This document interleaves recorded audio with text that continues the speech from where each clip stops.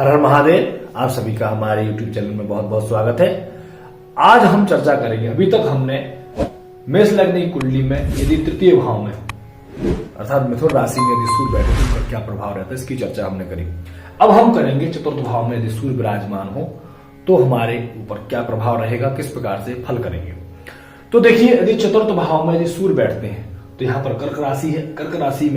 कर्क राशि के स्वामी जो होते हैं वो चंद्रमा होते हैं, लेकिन यहाँ पर चंद्रमा के घर में सूर्य विराजमान है और यहाँ तो मित्र गृह होकर के विराजमान है।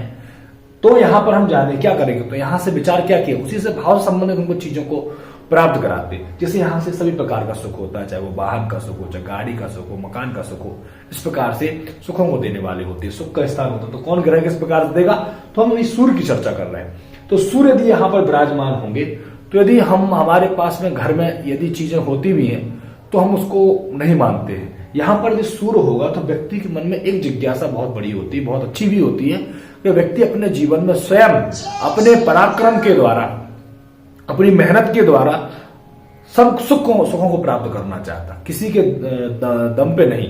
कोई उसको सहायता कर दे, किसी प्रकार से कोई सपोर्ट कर दे, ये चीजें पसंद नहीं आती है। करेगा तो थोड़ा सा भले विलंब हो जाए चीजों को प्राप्त करने में। यदि कोई उसको सहज में कोई चीज प्राप्त हो भी जाती है तो उसका महत्व नहीं मानता, उसको संतुष्टि नहीं होती है।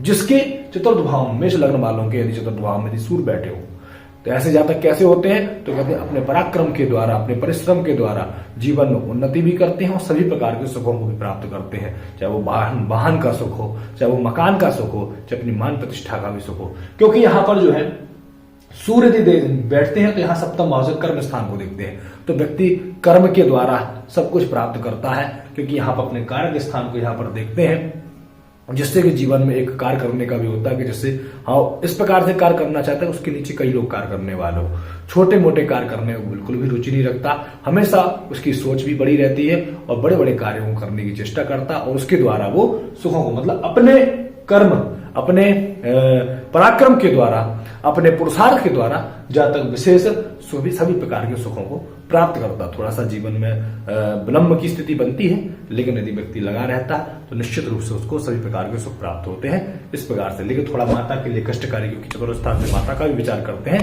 थोड़ा माता के लिए थोड़ा कष्टकारी रहता है क्योंकि थोड़ा रोग इत्यादि की स्थिति बना देता है। तो माता के लिए कष्टकारी होने के कारण थोड़ा माता से कई बार दूरी भी बना देता है, घर से भी कई बार दूर कर देते हैं। इस प्रकार से हमें चतुर्थ भाव के सूर्य को समझना चाहिए। हर हर महादेव।